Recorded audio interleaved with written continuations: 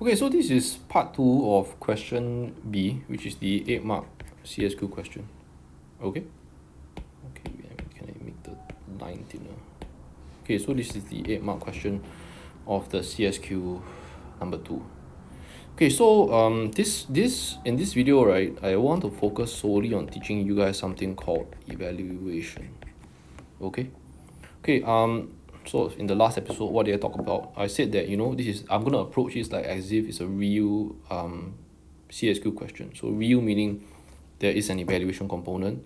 And I've also mentioned to you that evaluation components, the questions that require you to evaluate are high order questions.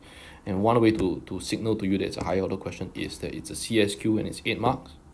The other one is that it's using a higher order command word, which is discuss or assess, right? So in this case, it's discuss. Okay, so let's talk a little bit about what evaluation is. So first thing you want to take note is that it's 6 plus 2. So everything that we've done thus far in the previous video contributes to the analysis component of the answer, which is the 6-mark part. Then you have 2 marks, which is the evaluation. Right? So this 2 marks goes into the evaluation. Okay, so what exactly is evaluation? So actually I really struggle with this, right? So I've been struggling with trying to teach this properly. So what I started off doing is I went to Google, and then I went to Google what evaluation it means. This is the English definition of what evaluation is, right? It says here it's the making of a judgment of the amount, number, or value of something, or an assessment, right? And then so on the sidebar or at Wikipedia, you can see this is the Wikipedia definition of what evaluation is. It's a systematic determination, right? So it's not some random dude just calling the shots, right? It's a systematic determination and assessment of a subject's merit, worth, or significance using criteria governed by a set of standards. So again, it's not just some arbitrary decision made by some dude with a crown, right? So it's based on systematic determination. So that's what evaluation means in English. Okay, so I thought about the way how I want to teach this. So I thought, why don't I teach you what it means in English, and just so you know what how it's actually transferable to econs. Okay, so what is evaluation exactly? So let's say I'm assessing John for a scholarship. Let's say I'm assessing John for a scholarship, right? Then there's 2 parts to it. One part is the analysis, right? So how do I assess? How do I start by assessing John about a scholarship? So I analyze. Analyze in English means you break up into small parts.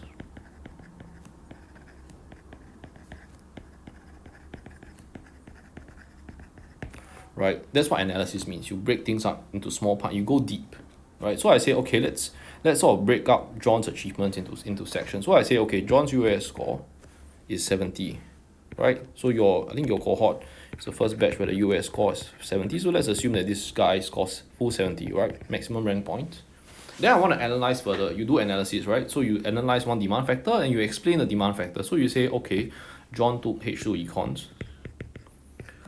He took H2 math, and so forth. Then you analyze his subject combination, right? And then you go even deeper, because analysis means that you really want to go deep into it, right? So you say, actually, beyond scoring this for his A levels, even for the internal exams, he did very well, right? He did very well for his internal exams, right? Then the next part you say, okay, let's analyze his achievements even further, right? So you're analyzing, right? Say, okay, what's your CCA? So maybe John was vice chair of the art club, right? And you say, okay, so what did he do? Or maybe he painted murals for CNY, right? So he's the one that led the painting of the murals. Okay, then there's another part which is the character referees.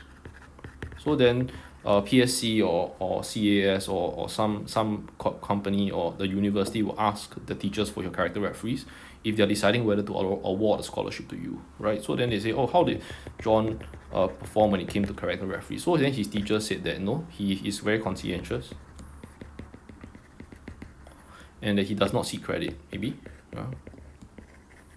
So he doesn't do things just for his portfolio, he doesn't seek credit, he just does it because it's his desire to serve, something like that. So this is analysis, right? So you break things up into components, and then you elaborate rightwards, right? Giving more detail, right? This is actually what happens during scholarship interview, by the way. Yeah. So, now teachers are receiving a lot of requests for referees, and then the organization would ask us what we feel about whether this person is deserving of a scholarship or not. So what are you doing in analysis, right? You're going deep, you're breaking things up, and you're going deep into something, right? So you say, okay, sort of elaborating rightwards along the blue color arrows, what did he do? Okay, then what exactly is evaluation? So evaluation is when you try to make a judgment about the amount, value of something. It's a systematic determination of somebody's merit, worth, or significance. So what is evaluation? Evaluation means that so when I write scholarship referee comments, I would write like this, like 1, 2, 3, and then I elaborate rightwards. Then in the final paragraph, the organization usually requires me or any other teacher actually, in fact, to give a recommendation. So you say so much, what's your final decision? Do you feel that this person is worthy of a scholarship? So this is actually a judgment,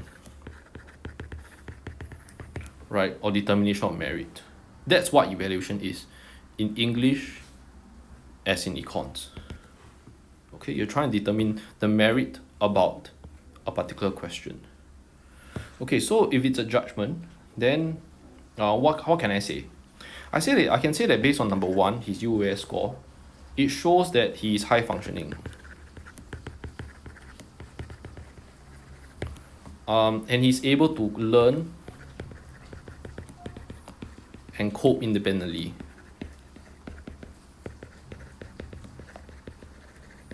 Right? So he's a person that, if you give him work, he's gonna be able to do it properly. So don't worry, he'll be a good worker, and you'll be lucky to have this person in your organization. Okay. Secondly, his CCA shows that he has people skills. Right? He can lead, which is what people want scholars to do, to be able to influence others. Okay. Shows that he has people skills, and then from his referees.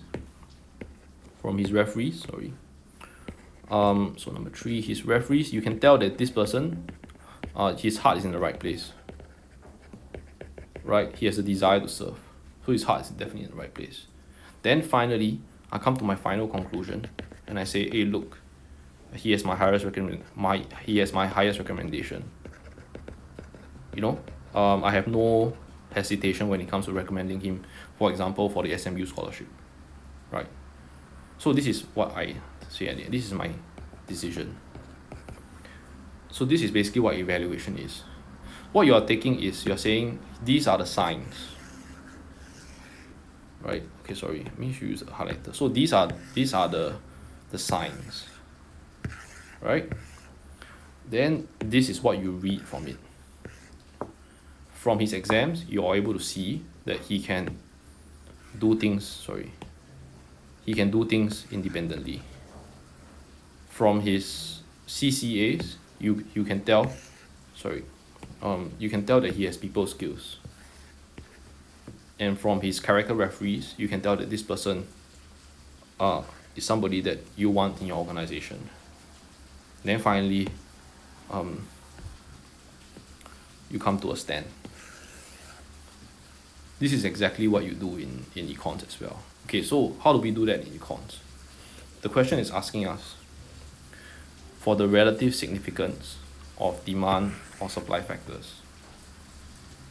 Relative significance means which one do you think played a bigger role in influencing oil prices? Okay, so what are we going to do? This is the answer. Okay, I'm going to bring you through the answer. Then after that, you can pause the video and you can copy what you need. Okay, so evaluation, I tell people to try to park it in conclusion.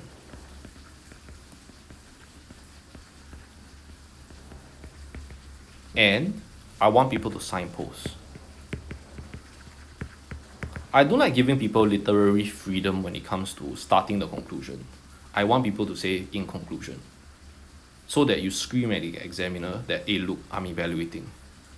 Okay, and if the examiner doesn't give you the evaluation, it will not be because he or she didn't see it.